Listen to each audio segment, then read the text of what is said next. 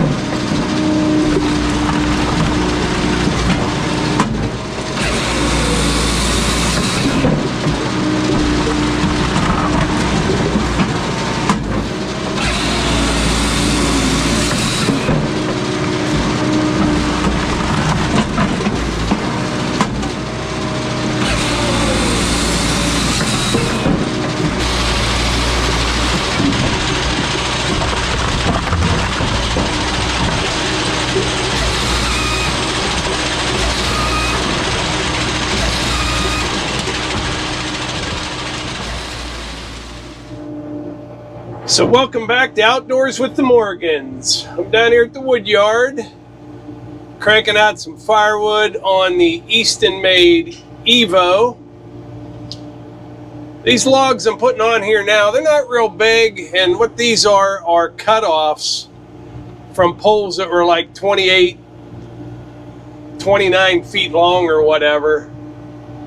So every once in a while you kind of got to go through these and get these run through. But the weather's been pretty nice today. It was really cold this morning. It was about 20. I think tomorrow it's going to warm up some. I mean, it's like 40 now. You know what I mean? That's not too bad. But the grass doesn't know what to do. It gets all green and like it's growing, and then it gets cold again, and then you get some snow flurries, and then it gets to be 60 degrees. You just don't know what it's going to do. Gotta get another bite on this one here. That's not too bad.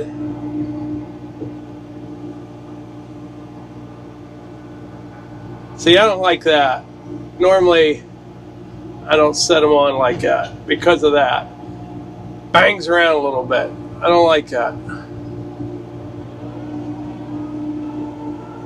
This cherry here, if you could get load after load of this right here, I mean, this is as straight as an arrow. Probably 12 inches in diameter.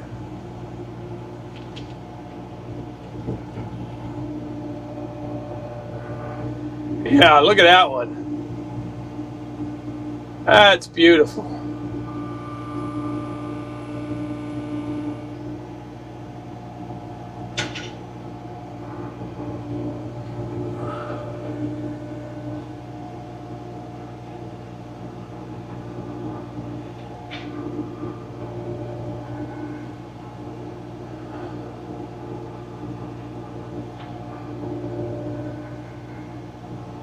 I got one more back there. Make a little room for it. I already got, I don't even know, 1.5 cords, 2 cords there split in no time. It's a pretty decent sized red oak here. Get another bite on this one.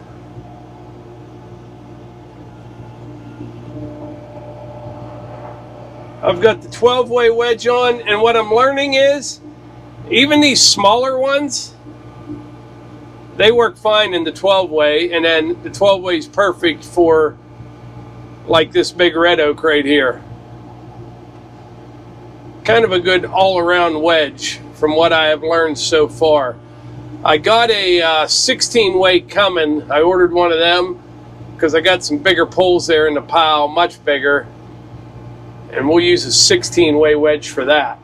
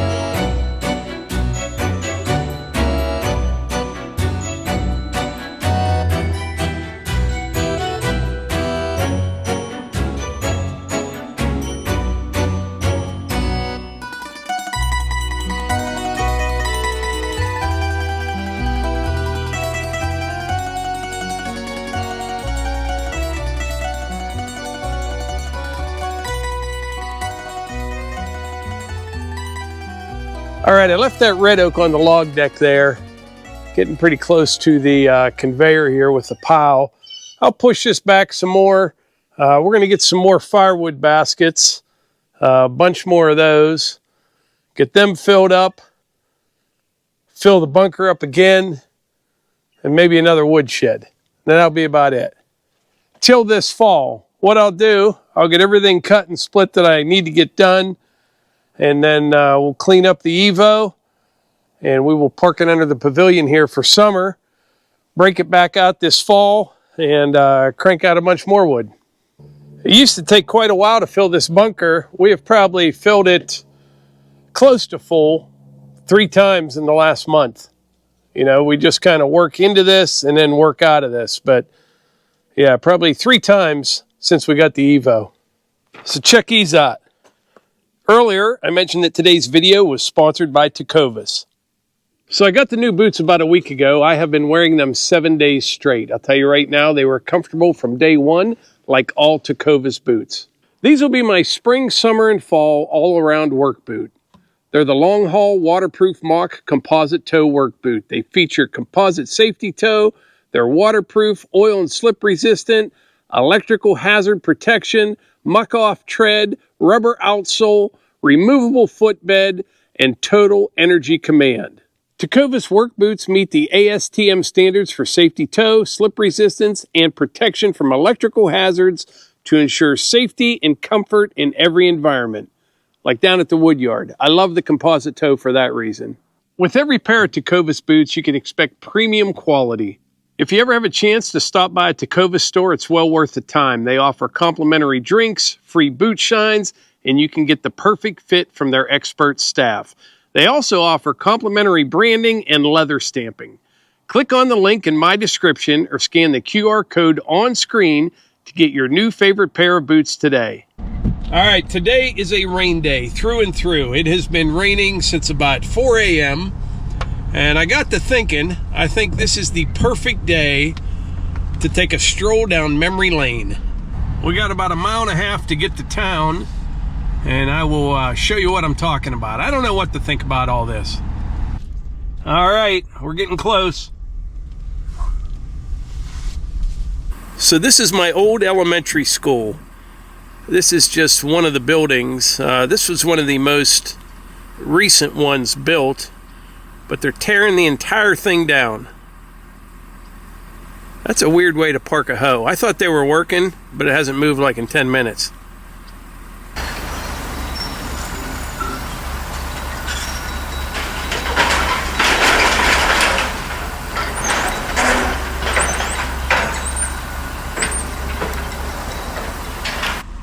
Yeah, I went to school here.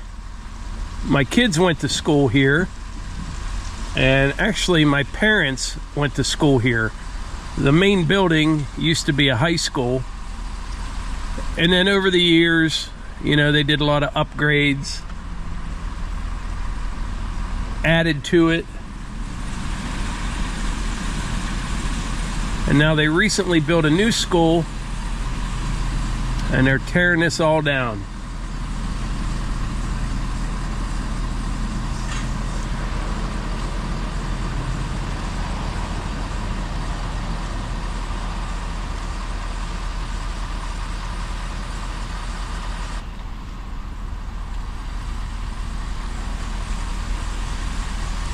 Now this section here, it's still standing,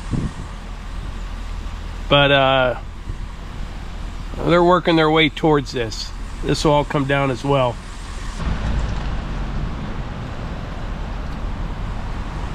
This here is the main entrance. It's actually pretty good shape. I don't know all the details on it, but it's kind of a shame to see it all come down. So they built a new elementary school out the road past our place a couple miles. That cost somewhere between $50 and $60 million. I'm not exactly sure how much, but I know it's somewhere between $50 and $60 million. And this one hasn't been used for a couple years. And nobody knew what they were going to do with it till a few months ago. And they said they were going to demolish the school, and the school district would just hold on to the property. Now, I got mixed feelings on the whole thing. I don't know all the details on how these decisions were made, but I don't know. It just seems like they could have come up with some idea other than tearing it down, you know? Like I said, I don't know all the details, but $60 million on a new school, and the new school is very, very nice. It is, but looking at this one and thinking of all the memories that I had growing up in this area, and you know, I played Little League on the baseball fields beside the school. I went from kindergarten through 6th grade to this school. Same with all my kids. I don't have any memories of the architecture or the classrooms themselves. It's all the experiences and the friendships and the activities that we did and the trouble that we got into. Those are the things that we remember, you know, at least that's what I remember. I never gave the actual building much thought. It was just a place that we all went to every day. So the new school has about 770 students enrolled in that school. And like I said, cost of $60 million. So take 60 million divided by 770. It's about $77,922 per student. Now that's the first year. Divide that by, say, 20 years. Yeah, it's about $3,896 per student. And that's just the cost of construction of that school. You know, that's no salaries, no maintenance, no utilities, no nothing. The cost of the building, about $3,896 per student over 20 years. I'm not sure what to think. I don't know. You know, like I said, I don't know all the details, but I do know I had a lot of fun on these grounds as a kid. This football field here below me, in the summertime, this gets turned into 2 Little League fields. And down over the hill, there's another baseball field. And that's actually where I had my first dinger. I hit a home run off that field in Little League down there. But I had 3 or 4 buddies that lived within a couple blocks of here. And my parents' house is just a little over a mile out the road. So in the summertime, most days, I would ride my bike in here, and we'd go to one of these ball fields for a while, play baseball. We played a lot of baseball. That was kind of my number one sport. We played some basketball and football as well, but baseball was kind of my main sport. I ended up playing, let's see, Little League, Pony League, Colt League, then Legion, and then after Legion baseball, I played in Eagle County, on and off up until I was probably 27 or 28 years old. But yeah, we had a lot of fun at this school, and one of my buddies, his dad was the principal of this elementary school. So occasionally in the summertime, we would get the keys to the school when nobody was around, and we'd go into the gym and play basketball, all kind of stuff. Really, we just ran wild at this school. We did.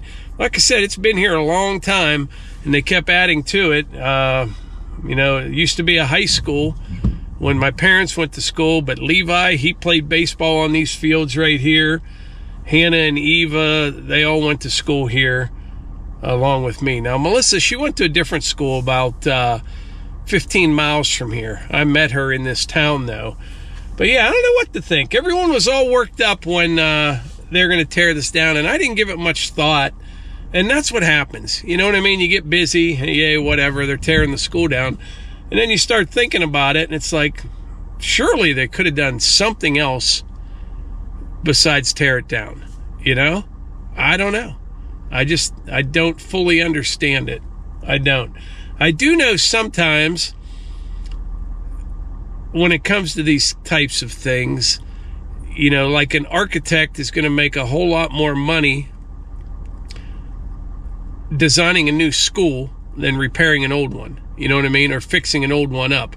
But I think the bottom line is this. I don't have any memories as a child of the actual building itself. You know, I mean, I remember it, but that's not what your memories are based around. It's based around all the friendships you had, the trouble that you got into, and all the fun that you had, not the actual building, you know? But the building's coming down. Maybe, I doubt they'll do this, but it would be nice if they would maybe build a couple more athletic fields or something on the property when the school's gone. But I have a feeling they'll end up building just another elementary school sometime within the next 5 years, because the new one is already at capacity. This area keeps growing. There wasn't a lot of real good planning on that part, in my opinion. When the new school's filled up the day that it was finished, and they're tearing a bigger school down. I don't know. I don't get it. But yeah, I got a lot of memories of this place. A lot of good stories, actually, but I'm not that familiar with the statute of limitation laws here in Pennsylvania, so I won't elaborate on too many of them. But let's just say we had a good time when we came here. We really did. All right, we're going to do something I've never done. We're heading up to the new school. I have never seen it. It's been here for a couple years. It's only about 1.5 miles from my house.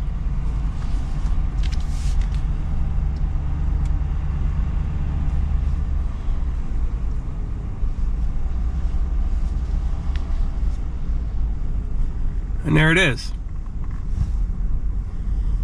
It's definitely much, much smaller than the older one. That's for sure.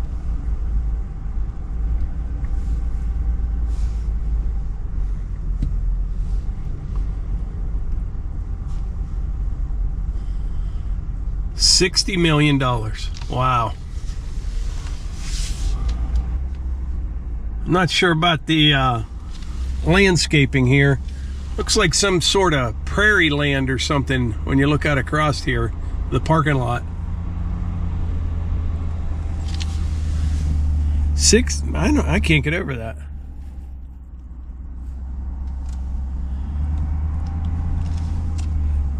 Yeah, it's not real. If you look over at this side over here, it's not like a wide building. It's long, There's a 90 right there. But it's not that big of a building. It's narrow, long and narrow.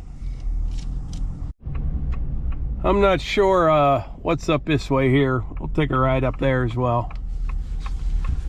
It says bus drop off and staff parking.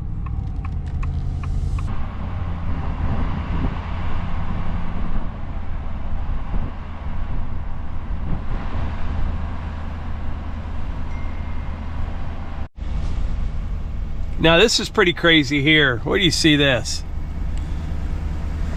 I don't know if you can see this little camera. There's a housing plan up there. A bunch of big houses up there. School's right here. Well, in between these two is where I used to work, actually. It's now a brick company, but it used to be a construction company. In this area up here, it used to kind of be our boneyard where we parked all the old junk equipment up here.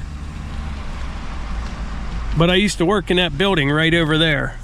That one and that one. That was the shop for a construction company. Did like heavy highway work and utility stuff.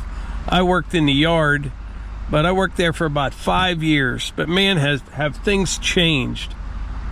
Like I said, up there in the hill was nothing. Obviously the school wasn't here. Pretty crazy. But anyway, the way I see it is this. No matter how much things change, like how much they tear down and demolish or build new, the memories stay the same, you know? Yeah. But anyway, I hope you're having a great day, and we'll catch you on the next one.